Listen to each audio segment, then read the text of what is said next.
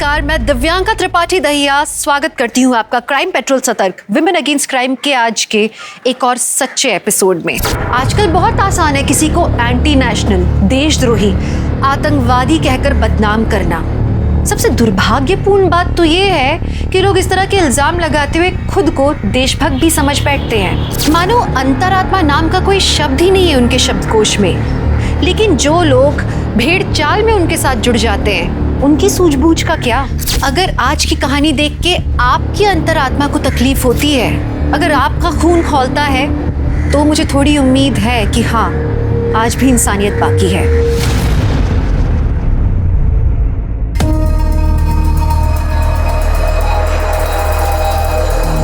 आ गई हीरोइन।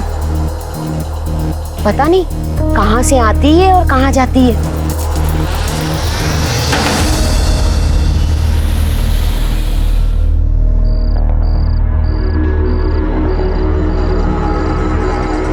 ये इतनी रात को कहाँ से आ रही है? ऐसा क्या काम करती है?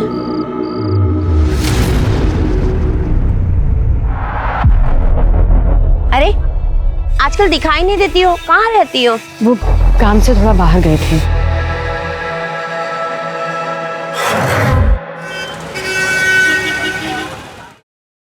हेलो।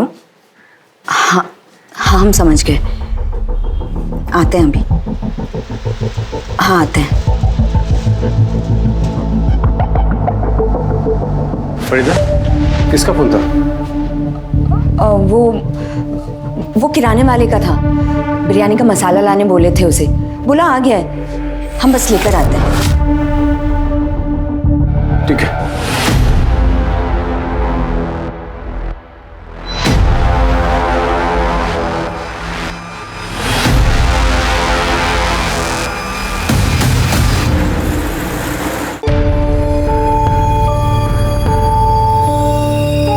अरे बाहर जा रही हो क्या काम से?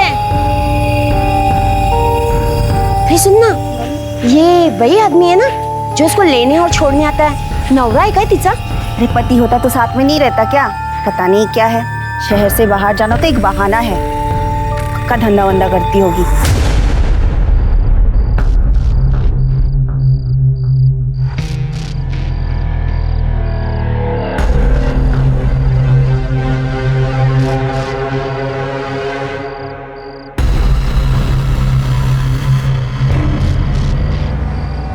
हम आ गए हैं, तुम हो यहाँ?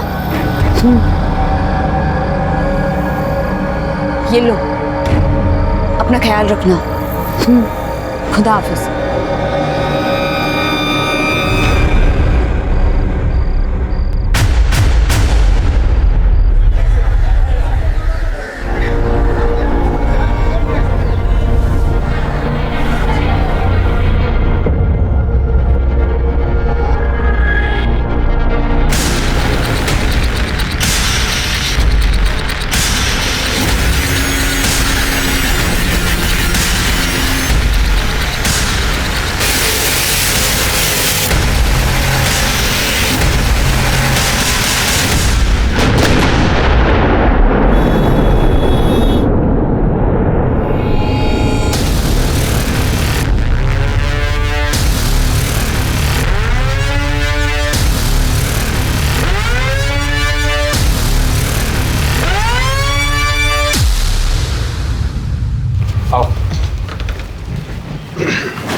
आमना, रियाज, ये देखो अम्मी तुम्हारे लिए क्या लाई है।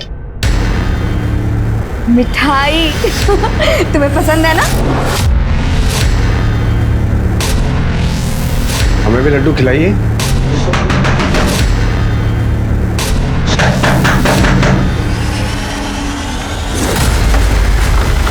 सर, फरीदा खातून। जी हाँ, मैं फरीदा। सर क्या किया इन्होंने? सर आपको कोई गलतफहमी हुई है? सर किस जुर्म में आप गिरफ्तार कर रहे हैं? सर कल जो बॉम्ब ब्लास्ट हुए हैं उसमें ये प्राइम सस्पेक्ट है। हमारे पास पक्की खबर है कि फरीदा खातून टेररिस्ट एक्टिविटीज में इन्वॉल्व है। टेररिस्ट है ये। बिल्कुल गलत है। ऐसा मत रुकिए सर, देखिए हमारी बात सुनिए, ऐसा मत कीजिए। जो भी सुनना है कोर्ट में सुनेंगे। चलो। आप ऐसा नहीं कर सकते सर, ऐसा नहीं कर सकते।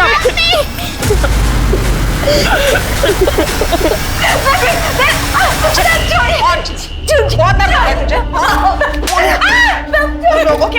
जो बॉम्ब ब्लास्ट में मारे गए मासूम बच्चे तक मरे उसमें। बता कौन कौन इन्वॉल्व है तेरे साथ, कहां से है? सच बता, बोल। नहीं जानती अब क्या करूं। सर हम आपके हाथ जोड़ते हैं सर।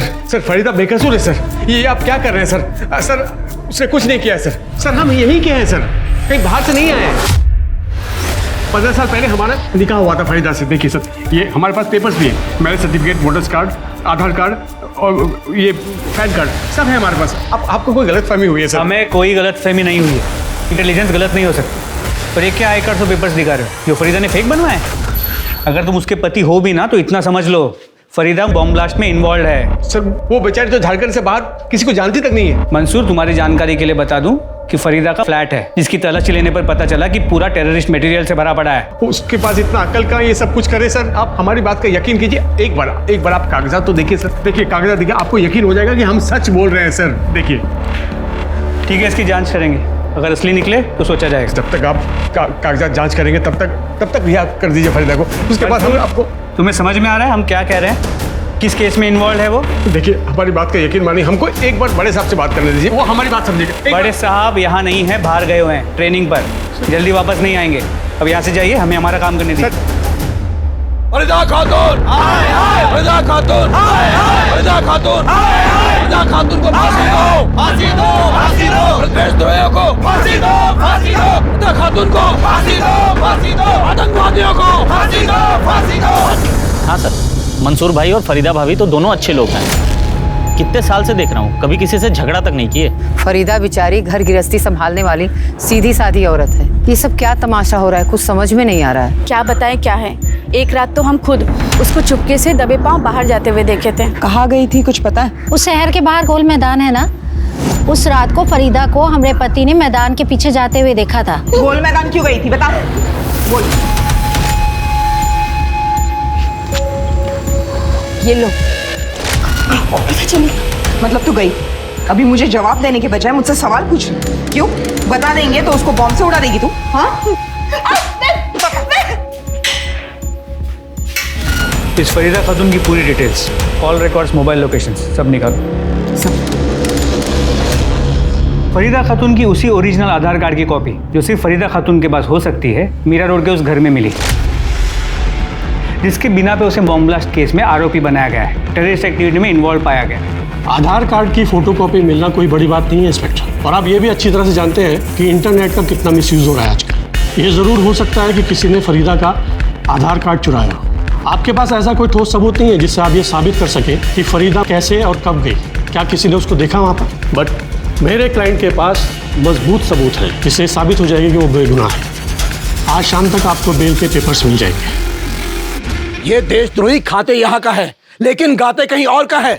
लेकिन अब ऐसा नहीं चलेगा, हम इन्हें इनकी सही जगह पर पहुंचा के रहेंगे। अब हम इन्हें अपनी मातृभूमि में और आतंक नहीं मचाने देंगे। क्यों भाइयों? फरीदा खातून, हाय हाय, फरीदा खातून, हाय हाय, फरीदा खातून, हाय हाय।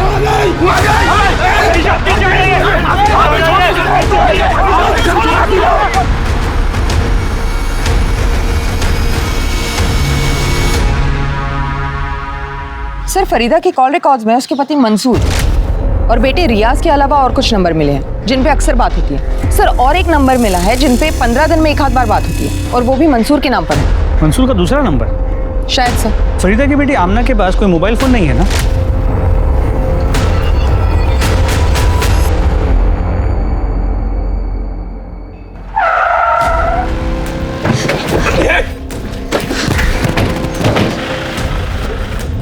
कौन आप लोग?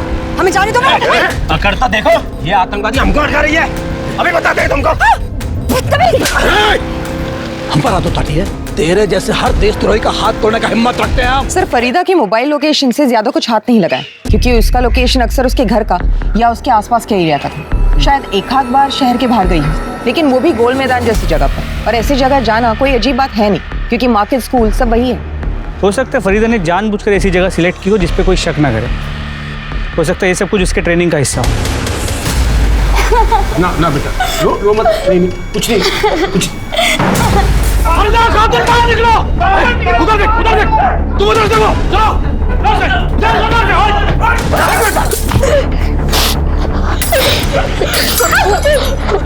गद्दारों को बाहर निकालो, बाहर निकलो।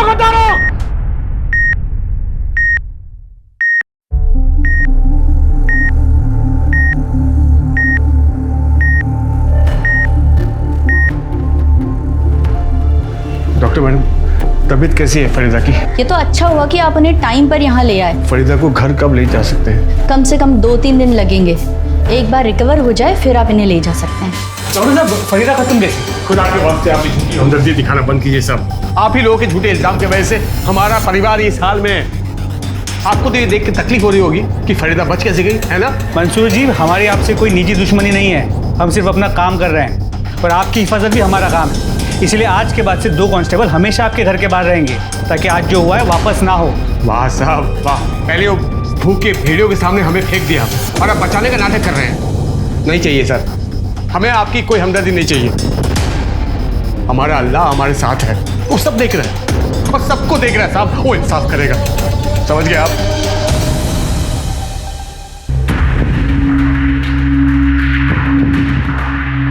बम ब्लास्ट की मुख्य आरोपी फरीदा खातून को आज डिस्चार्ज कर दिया गया है हॉस्पिटल से। चलिए हम आपको लेके चलते हैं उस हॉस्पिटल पर जहां से फरीदा खातून डिस्चार्ज हो रही है।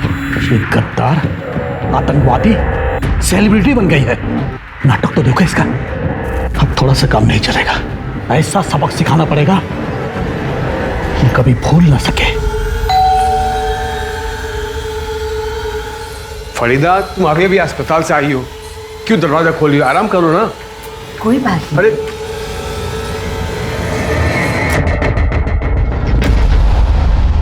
नहीं नहीं, हमें आज रात ही मिलना होगा। जैसे हालात हैं, कल का कोई भरोसा नहीं। सर, हमारी बीवी फरीदा और हमारी बेटी अमना सुबह से गायब है सर। पूरा घर ढूंढा पर वो लोग कहीं नहीं मिले सर। हम आपके हाथ जोड़ते हैं सर, उनको ढूंढ लीजिए सर प्लीज। आपने उन दोनों को आखिरी बार कब देखा? सर, जब हम सोने गए थे कमरे में तब देखा था। जब सुबह आँख खुली तो फरीदा रूम में नहीं थी सर, और हमको लगा कि घर के कामकाज में लगी होगी। फिर पूरा घर ढूंढा तो पता चला कि फरीदा ही नहीं, बेटी भी गायब है सर। अमना, आपने फरीदा का फ़ोन चेक किया? अपने साथ ले गई है या घर पे रखा है? लगता है ले गई होगी, क्योंकि घर में हमें फ़ोन नहीं मिला और हमने फ़ोन लगाया भी, फ़ोन बंद आ रहा है सर। सिंह, इनकी कंप्लेंट इमीडिएटली लिखवा लो। आप इनके साथ जाइए। सर, कहीं ऐसा तो नहीं कि बेइज्जती और बदनामी की वजह से वो घर छोड़ के चली गई हो या फिर उसने आत्महत्या कर ली हो? क्योंकि इसके पहले भी उसने सुसाइड करने की कोशिश की थी। अगर उसने आत्महत्या की है तो उसकी बॉडी कहीं ना कहीं तो मिलेगी, लेकिन अगर बॉडी नहीं मिली तो दूसरी पॉसिबिलिटी ये है कि फरीदा सच में टेररिस्ट और वो फरार हो। लेकिन सर, अगर फरीदा सच में टेररिस्ट है और फरार हुई है तो वो अपनी बच्ची आमना को लेकर क्यों जाएगी? फरीदा के फ़ोन के पिछले 1 महीने के कॉल रिकॉर्ड से मोबाइल लोकेशन निकालो, हो सकता है उससे कुछ हेल्प हो जाए। Sir,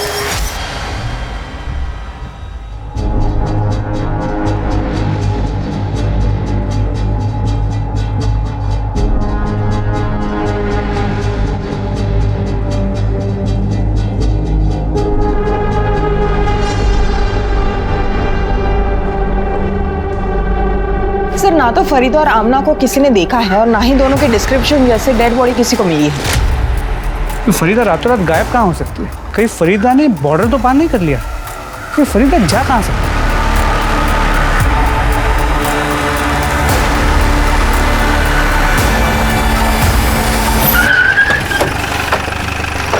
welcome back sir. Training कैसी रही? ट्रेनिंग के बारे में बाद में बात करेंगे, पहले फरीदा खातून का क्या केस है वो बताओ। सर, जिस दिन से फरीदा और आमना गायब हुए हैं उस दिन से हम फरीदा का फ़ोन ट्रैक कर रहे हैं। सभी जगह तलाशी मिली लेकिन कोई लीड नहीं मिली। सर, फरीदा के मोबाइल लोकेशन के अकॉर्डिंग उसकी लास्ट लोकेशन शहर के बाहर ओल्ड माइंस की दिख रही है।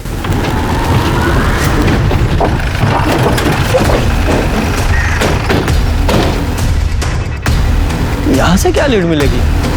कैसे? हेलो,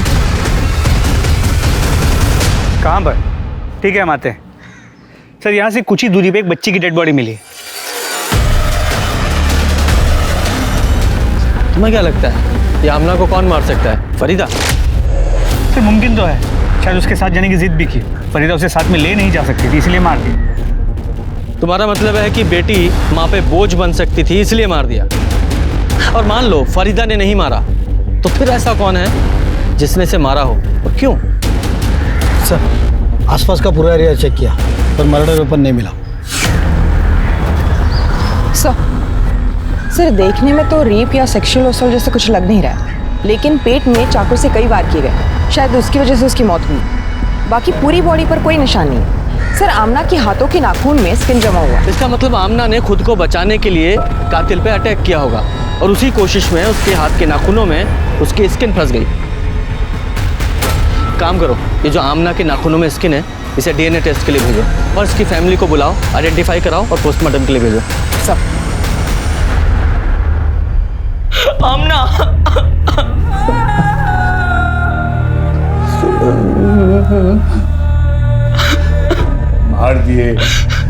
मार दिए हमारी बच्ची को,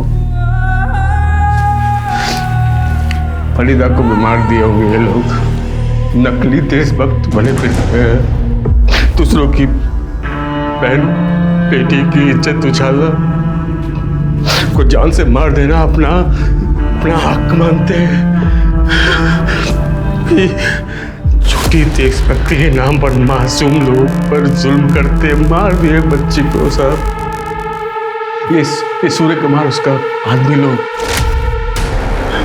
सब हमारी बच्ची हमने फरीदा रियाज हम सबको सरेआम बजियत किया सिर्फ देशभक्ति के नाम पे। ये जो कुछ भी बोल रहा है सच बोल रहा है? ये सब कुछ हुआ है इसकी फैमिली के साथ, वो भी देशभक्ति के नाम पर? जी सर, एक्चुअली सूर्य कुमार नाम के एक लोकल आदमी और उसके लोगों ने इसकी पूरी फैमिली को बहुत तकलीफ दी है। अरे कौन है सूर्य कुमार, और तुमने उसके अगेंस्ट कोई एक्शन क्यों नहीं लिया? इस सूर्य कुमार को उठाओ, आज ही इसका सूर्यास्त करते हैं। देखिए, हम अपना पर्सनल स्वार्थ के लिए कुछ नहीं किए, हम जो भी किए देश के लिए किए। अपनी गिरी हुई हरकतों और सड़ी हुई सोच को देशभक्ति के नाम पे मत छुपा। कानून हाथ में लेता है अपने, है कौन तू? कौन है? हे दरोगा, देखो हम बोल दे रहे हैं, हम पर हाथ मत उठाना वरना। उठाया हाथ, अभी लात भी चलेंगी और डंडे भी। क्या करेगा तू? क्या करेगा? क्यों मुंह काला करेगा उस बच्ची की तरह?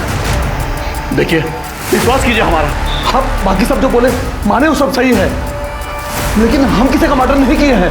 नहीं मारा तुमने। शर्मा, इसकी सारी डिटेल्स मुझे चाहिए, इसके कॉल रिकॉर्ड, की मोबाइल लोकेशन, छोटी से छोटी हर चीज। पहले ही केस में इतनी कॉम्प्लिकेशंस है और बढ़ती ही जा रही हैं, समझ में नहीं आ रहा है। इसे सॉल्व करने के लिए इसे शुरू से देखते हैं। बम ब्लास्ट में फरीदा खातून इन्वॉल्व थी, ये इन्फॉर्मेशन कहाँ से मिली? मुंबई पुलिस के बोरीवली मेन ब्रांच से। इसका मतलब मुंबई चलना पड़ेगा, शायद वहीं से पता चले ये फरीदा कहाँ है।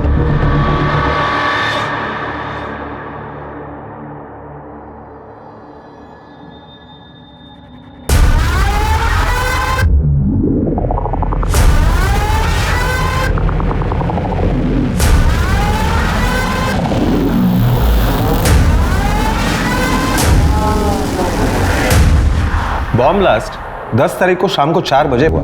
उसी रात एक गुमनाम आदमी ने हमारे कंट्रोल रूम को फोन करके ये बताया कि मीरा रोड के गणेश नगर में एक औरत रहती है जो इस बॉम्ब ब्लास्ट में इन्वॉल्व है। हम फौरन वहां पहुंचे, देखा तो दरवाजा बंद था। दरवाजा तोड़कर जब हम अंदर पहुंचे तो देखा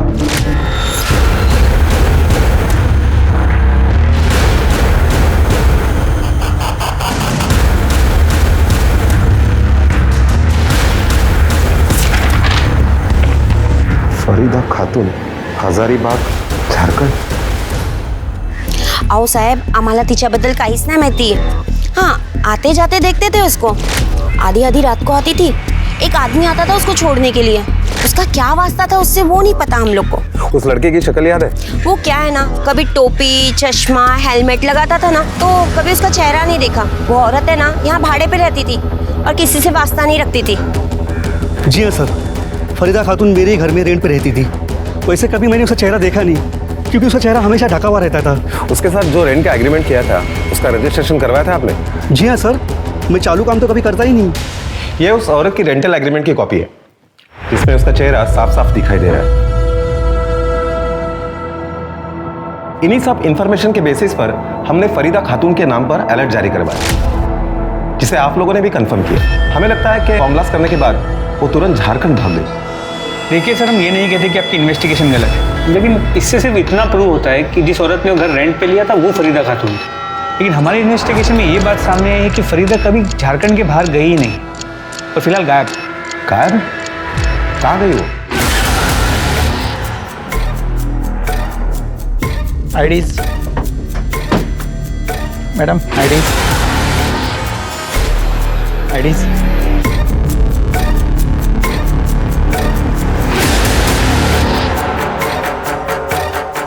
मैडम, आईडीज आपकी आईडीज दिखाइए।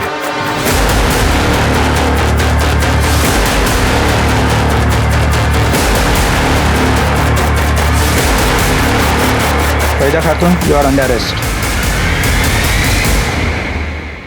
मुंबई में तो कुछ नहीं मिला, अब फरीदा को यहीं तलाश करना पड़ेगा। जी सर। और सर, आमना की पोस्टमार्टम रिपोर्ट से ये पता चला है आमना की मौत 14 अक्टूबर की रात 12:30 से 3 बजे के बीच एक्सेसिव ब्लीडिंग की वजह से हुई। सर, ब्लीडिंग की वजह वो मल्टीपल स्टैबिंग के वुंड्स ही है। जिस रात फरीदा और आमना गायब हुई उसी रात आमना का मर्डर हो गया। ये आमना के नाखूनों में फंसी जो स्किन थी उसकी डीएनए रिपोर्ट आई? सर, अब तक नहीं, लेकिन जल्दी आ जाएगी। ये आमना की तो डेड बॉडी मिल गई, लेकिन फरीदा कहाँ है ये नहीं मिल रही है। सर फरीदा पकड़ी गई है, टीवी पे लाइव दिखा रहे हैं। जैसा कि आप मेरे पीछे देख सकते हैं, ये है फरीदा खातून, जिसे बॉम्ब ब्लास्ट में मास्टरमाइंड कहा जाता है। हमारे जाबाज पुलिस वाले और फौजियों ने उन्हें इंडियन बॉर्डर क्रॉस करने से पहले ही अरेस्ट कर लिया। हेलो, हाँ ठीक है, ले आइए। फरीदा खातून को यहाँ ला रहे हैं। याद दिला दे कि वही फरीदा खातून है जिसका हाथ ब्लास्ट में था।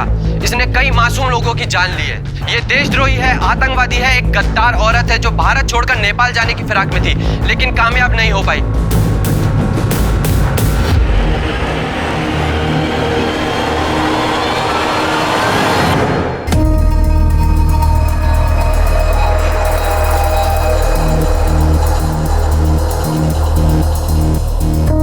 तुम कौन हो? तुम तो फरीदा खातून नहीं हो। सर, यही बात तो मैं कब से इन लोगों को बताने की कोशिश कर रही हूँ, पर कोई मेरी बात सुन ही नहीं रहा है। सर, मेरा नाम रेशमा थापा है और मैं नेपाल की सिटीजन हूँ। मीरा रोड मुंबई से मैं अपनी कंट्री नेपाल वापस जा रही थी जब उन लोगों ने मुझे पकड़ लिया। एक मिनट, तुम वही लड़की हो ना जो मुंबई के मीरा रोड में गणेश नगर में रेंट पे रहती थी? जी सर। लेकिन जब तुम्हारे पास खुद की आइडेंटिटी है तो फिर तुमने फरीदा खातून के नाम पर वहाँ घर रेंट पर क्यों लिया? सर, 6 साल पहले मैं नेपाल से मुंबई आई थी, यही सोचकर कि फिल्म इंडस्ट्री की नई सुपरस्टार बनूंगी। फिर सर मेरे ओरिजिनल डॉक्यूमेंट्स चोरी हो गए और बिना अपने डॉक्यूमेंट्स के किसी दूसरे देश में रहना मुश्किल था। पर मैं बिना कुछ बने, बिना कुछ किए वापस नहीं जाना चाहती थी। इसीलिए मैं अपने ओरिजिनल डॉक्यूमेंट्स की रिपोर्ट लिखवाने के लिए पुलिस स्टेशन गई, जहां मैं मिलिंद धोत्रे से मिली। सर, उसने मुझे मिलने के लिए होटल में बुलाया। रेशमा, तुम टेंशन क्यों ले रही हो? मैंने कहा ना, बी कंफर्टेबल। और सर, ये पहली बार था जब उसने मुझे मदद करने के बहाने से बुलाया और मेरी ड्रिंक में कुछ मिला के मुझे बेहोश कर दिया और मेरी बेहोशी का फायदा उठा के रेप किया। और सर, उसकी वीडियो बनाई और बाद में मुझे ब्लैकमेल करता रहा और फिर ये सिलसिला चलता रहा। उसका जब मन करता, जहां मन करता, वो मुझे बुलाता था। सर, उसी ने मुझे फरीदा खातून नाम की एक लेडी का आधार कार्ड दिया। उस पर फोटो मेरी लगी थी सर। उसी आधार कार्ड के बेस पे वो मुझे रेंट पे घर दिलाया करता था।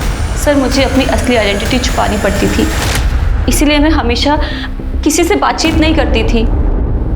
फिर सर 2 महीने पहले मुझे पता चला कि मैं प्रेग्नेंट हूँ। सर, मैंने बहुत कोशिश की उसे मनाने की मुझसे शादी कर ले, और सर मैंने उसे धमकाया भी कि अगर वो मुझसे शादी नहीं करेगा तो ये मैं साबित कर दूंगी कि ये बच्चा उसी का है। फिर सर मैंने सोचा कि वो तो खुद एक पुलिस वाला है जो मेरी नकली आइडेंटिटी बना सकता है, तो वो कुछ भी कर सकता है। इसीलिए मैंने डिसाइड किया 5 तारीख को सुबह 6:30 बजे मैं घर से निकल गई। सर, हाईवे से मैंने पहली बस ली जो नासिक जा रही थी, फिर वहाँ से दूसरी, फिर तीसरी। सर, इन सब में मेरे सारे पैसे खर्च हो गए। फिर मैंने अपनी ज्वेलरी बेच दी। तो सर मैंने डिसाइड कर लिया कि मैं नेपाल चली जाऊंगी। कम से कम वहाँ मेरी फैमिली तो है जो मुझे और मेरे बच्चे को देख सकती है। सर, मैं वहीं जा रही थी जब उन लोगों ने मुझसे आईडी प्रूफ मांगा, तो सर मैंने फरीदा खातून का आधार कार्ड दिखा दिया और सर उन लोगों ने मुझे डैडी समझ के पकड़ लिया। तुम्हें पता है जिस दिन तुम मुंबई से भागी थी, यानी कि 5 अक्टूबर को, उसी दिन बॉम्ब ब्लास्ट हुआ था? नहीं सर, मुझे इन सब के बारे में कुछ नहीं पता। अभी जो कुछ भी तुमने बताया है, अगर वो सच है तो मिलिंद धोत्रे अब तुम्हें कभी परेशान नहीं करेगा। सर आपको गलत इन्फॉर्मेशन मिली है, मैंने कुछ नहीं किया है। एक डीएनए रिपोर्ट ये साबित कर देगी कि रेशमा के पेट में जो बच्चा है ना वो तेरा है, और फिर तेरी सारी कहानी खत्म। बता सच्चाई क्या है? इसे नहीं मानेगा। सर वो रेशमा सही बोल रही है, मैंने नशे की दवाई उसको शराब में मिला के पिलाई थी और उसके साथ वो सर मैंने उसको फरीदा खातून के नाम से अलग अलग जगह पे भी रखा था। सब कुछ ठीक चल रहा था सर, फिर वो शादी की रट लगाने लगी। अभी मैं अपने बीवी बच्चों को कैसे छोड़ सकता हूँ सर? इतना वफादार है तू? आगे बोल। वो 5 तारीख को जो बॉम्ब ब्लास्ट हुआ था ना, तो मुझे आइडिया आया कि मैं रेशमा को उसमें फंसा दूंगा। इसके लिए उसके घर में गया और टेरर सेल एक्टिविटी में जो पैम्पलेट्स हम लोग को मिले थे वो मैंने उसके घर में फैला दिया। सर मेरे को मालूम नहीं था कि वो सुबह ही जा चुकी है, मुझे लगा बेडरूम में सो रही है। उसके बाद मैंने पुलिस को गुमनाम कॉल किया। मुझे लगा सर कि वो एक बार बॉम्ब ब्लास्ट के केस में अंदर जाएगी तो ज़िंदगी भर प्रूफ नहीं कर पाएगी कि वो टेररिस्ट नहीं है। धोत्रे, अब तू जिंदगी भर कुछ प्रूव नहीं कर पाएगा। मोरे, चार्जशीट बनवाया चाहिए। सर सुनिए। देखा आपने कैसे एक भ्रष्ट आदमी ने अपनी जिंदगी बचाने के लिए मासूम औरतों की जिंदगी सूली पे चढ़ा दी। आखिरकार सच पुलिस के सामने था कि किस तरह से झूठे बॉम्ब ब्लास्ट के केस में फंसा के फरीदा के आधार कार्ड की कॉपी का गलत इस्तेमाल हुआ था। एक पुलिस ऑफिसर मिलिंद धोत्रे, जिसने जनता की सेवा की शपथ ली थी, उसने न सिर्फ रेशमा को फंसाया बल्कि अपनी पत्नी को भी धोखा दिया, और इसकी सबसे बड़ी कीमत चुकाई फरीदा ने, जिसका दूर दूर तक इस मामले से कोई लेना देना नहीं था। उसकी बेटी आमना की मौत का राज अब तक नहीं सुलझा था और उसका परिवार अब तक आतंक में जी रहा था। पर फरीदा थी कहाँ, वो क्यों और कहाँ गायब थी? साहब, आप जो औरत को बॉर्डर से लाए हो वो फरीदा खातून नहीं है, वो कोई और है। लेकिन तुम्हें कैसे पता? उसकी शक्ल तो हमने कहीं दिखाई नहीं है। क्योंकि फरीदा खातून पिछले 2 दिन से हमारे पास थी, हम उनको पहचानते हैं और पोस्टर भी देखे हमने। थी मतलब? अब कहाँ है? मालूम नहीं साहब, शहर के बाहर हमारा चाय का ठेला है। कुछ दिन पहले एक आदमी आया था, उसने कहा यहीं पास में खाना बना कर दे सकते हो? हमने कहा हाँ। उसने कहा कि दरवाज़ा बंद रहेगा, औरत को खाना देकर दरवाज़ा बंद करके जाना। लेकिन जब हम वहाँ पहुँचे तो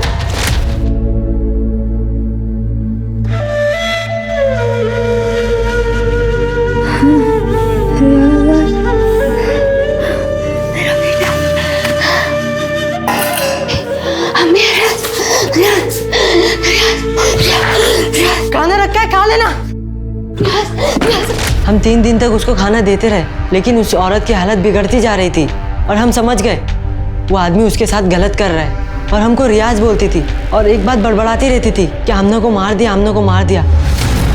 उसकी हालत हमसे देखी नहीं जा रही थी, इसलिए हम 2 दिन पहले उस औरत के पास गए और ये लो 100 रुपया, इतना ही है मेरे पास, इसे ले लो और यहाँ से भाग जाओ, नहीं तो एक दिन ऐसे ही मर जाओगी। चलो चलो यहाँ से चलो। तू अम्मी का बेटा है ना? हाँ हाँ तू हमसे मिलना आएगा? हाँ। चलो अब तुम आजाद हो। चलो जाओ यहाँ से, नहीं तो जल्लाद आ जाएगा। जाओ। नहीं, हम नहीं, हमारे साथ चलो, चलो हमारे साथ। हम आएंगे, तुम जाओ, हम आएंगे। तू मेरा बेटा अम्मी से मिलने आएगा? हाँ हाँ हम आएंगे, तुम जाओ यहाँ से, जाओ। सब साथ रहेंगे, सब खुश रहेंगे। तुम्हें पता है वो कहाँ गई है? नहीं मालूम साहब, उसके बाद हम अपने काम पे लग गए, ऊपर से वो जल्लाद का डर। कौन जल्लाद? कौन था वो आदमी? मालूम नहीं साहब, लेकिन हमारे चाय के ठेले पे आता था। फरीदा को भगाने के बाद हमें हड़काने आया था। हमने कह दिया शायद गलती से हमसे दरवाज़ा खुला छूट गया। उस आदमी का हुलिया बता सकते हो, कैसा दिखता था? हाँ साहब। इसके चार्ट से बुलवाओ।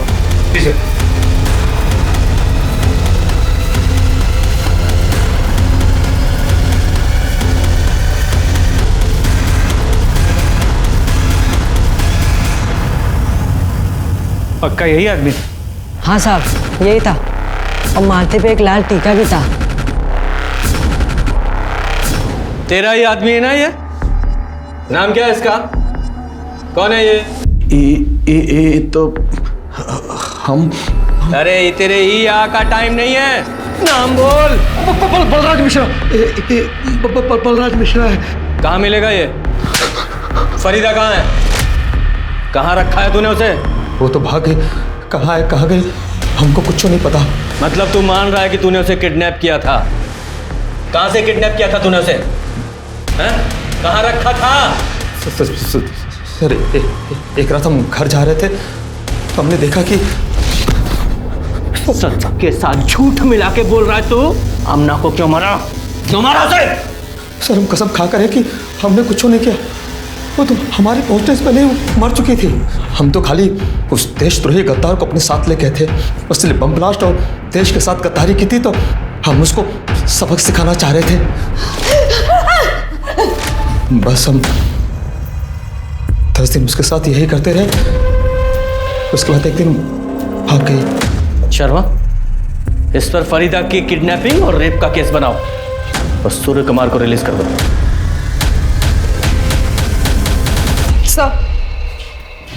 सर एक इन्फॉर्मेशन मिली है, मंसूर के घर में उसके साथ कोई और औरत रह रही है।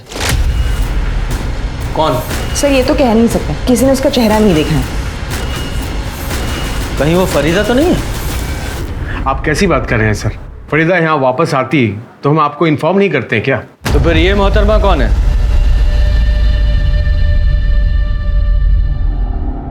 सर ये हमारी पहली बीवी जीनत है।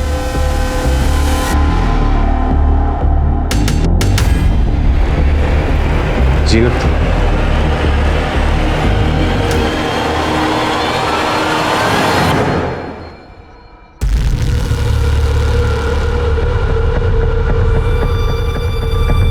सर 15 साल पहले हम जीनत को तलाक दे दिए थे क्योंकि ये कंसीव नहीं कर सकती थी और हमें अपनी औलाद चाहिए थी, इसलिए हमने फरीदा से निकाह कर लिया।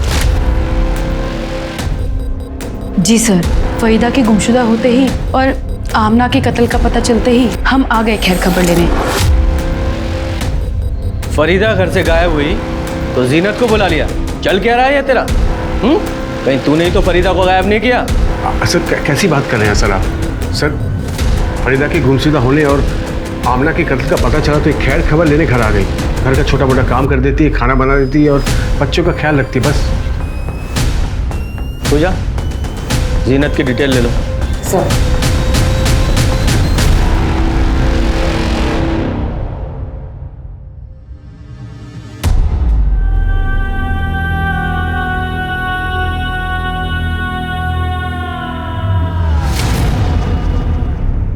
जहां एक तरफ पुलिस फरीदा की तलाश में दिन रात एक कर रही थी, वहीं फरीदा इंसाफ की सारी उम्मीदें छोड़कर मंदिर के बाहर भीख मांगकर पेट भर रही थी। वही फरीदा जिसका एक हंसता खेलता परिवार था, जिसके नाम का एक मक्कार आदमी ने अपने फायदे के लिए गलत इस्तेमाल किया, जिसने उस पे देशद्रोही का स्टैंप लगा दिया। और सिर्फ उस आदमी ने नहीं, पूरे शहर ने, पूरे देश ने मिलके उसका अपमान किया। आज वो बेचारी भिखारन बने घूम रही थी। क्या फरीदा की तकलीफें यहाँ खत्म होने वाली थी? फरीदा की तलाश के चलते जीनत पुलिस की नजर में आई थी, लेकिन पुलिस को पता चला कि जीनत सच कह रही थी। फरीदा 15 दिन में से एक बार जिस नंबर पे कॉल करती थी वो नंबर जीनत का ही था। बावजूद इसके पुलिस ने फैसला किया कि वो जीनत पर नजर रखेंगे, उसके कॉल रिकॉर्ड्स और लोकेशंस निकालेंगे। पुलिस को हैरानी थी कि मंसूर ने जीनत के उसके साथ आके रहने वाली बात पुलिस को क्यों नहीं बताई। तो क्या मंसूर ने फरीदा के मिलने की आस ही छोड़ दी थी? उस आस पर जिस पे पुलिस अब तक कायम थी। पुलिस को उसके बारे में खबर मिली, लेकिन उस हाल में नहीं जिस तरह से पुलिस उसे ढूंढ रही थी। सर, चाकू से पेट पे अनगिनत वार किए गए। जिसने भी फरीदा को मारा है उसने ये कंफर्म किया कि वो बचेगी नहीं। सर इस तरफ।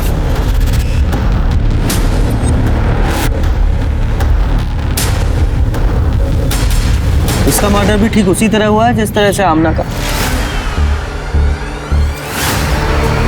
ये दमयंती है, मंदिर के बाहर भीख मांग के अपना गुजारा करती है। सबका कहना यह है कि फरीदा सिर्फ इनके साथ ही बात करती थी।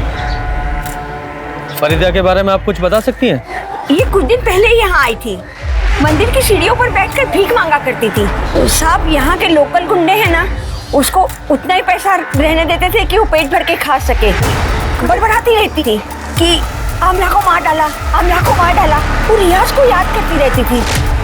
हमने पूछा भी, 2 दिन पहले अचानक अचानक से दिखा कि मुझे फोन करना है।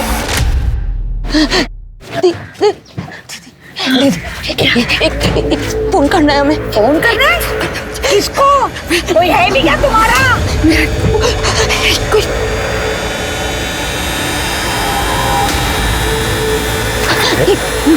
कोई एक फोन करना भाई साहब, फोन करना दो ना भाई साहब, मुझे बहुत जरूरी फोन करना है भाई साहब, एक फोन करना है। अच्छा ठीक है।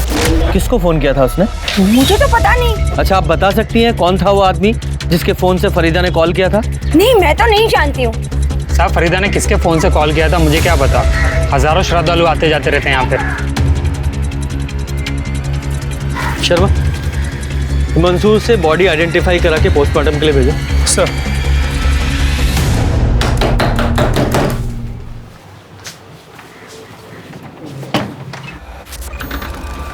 सर, आप फरीदा के कातिल का कुछ पता चला सर? उसी सिलसिले में यहाँ आए हैं, तुमसे ही बात करनी है। 22 तारीख की रात 12:30 बजे तुम्हारे फोन की लोकेशन वही थी, राम मंदिर के पास जहां फरीदा का मर्डर हुआ। सबूत नंबर 2, फरीदा जिस दिन घर छोड़कर निकली थी उसने आखिरी कॉल तुम्हें किया था।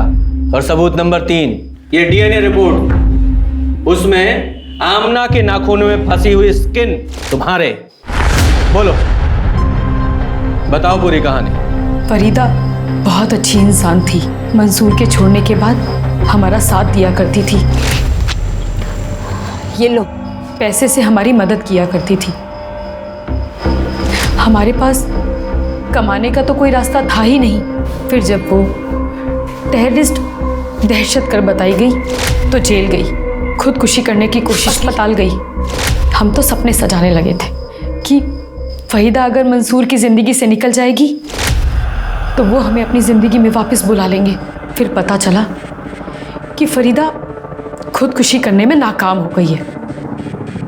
एक रात उसका फ़ोन आया कि आज ही उससे मिलना होगा, आखिरी बार वो पैसों से हमारी मदद करेगी, क्योंकि घर वालों की बेहतरी के लिए वो हमेशा के लिए शहर छोड़ के जा रही है। शहर के बाहर हम रात को जिस जगह मिलने वाले थे, फरीदा के साथ आमना भी आ गई, तो हमें लगा उसने फरीदा को घर से निकलते देख लिया होगा तो जिद करने लगी होगी, इसलिए वो उसे अपने साथ लेकर आ गई। तभी हमने फैसला किया कि हम इन दोनों को ही मार देंगे, कि वो खुद ही उसे जान से मार देगा। हम घर जाकर मंसूर के पास जाने की तैयारियां करने लगे। हमें लगा कि फरीदा तो अब तक मर चुकी होगी। फिर एक दिन उसका राम मंदिर से मंसूर के फ़ोन पे फ़ोन आया। मंसूर उस वक्त बाथरूम में थे। फ़ोन हमने उठाया। बिना सोचे समझे बोले जा रही थी कि जीनत ने आमना को जान से मार दिया है और अब वो हमें भी मारना चाहती है। हम यहाँ राम मंदिर पे हैं, आके हमें ले जाओ। हमने बिना कुछ बोले फ़ोन काट दिया और रात को राम मंदिर चले गए। अल्लाह और कानून दोनों तुम्हें सजा देंगे। फरीदा एक नेक इंसान थी जो अपने पति की तलाकशुदा बीवी के लिए फिक्रमंद थी, उसकी मदद कर रही थी।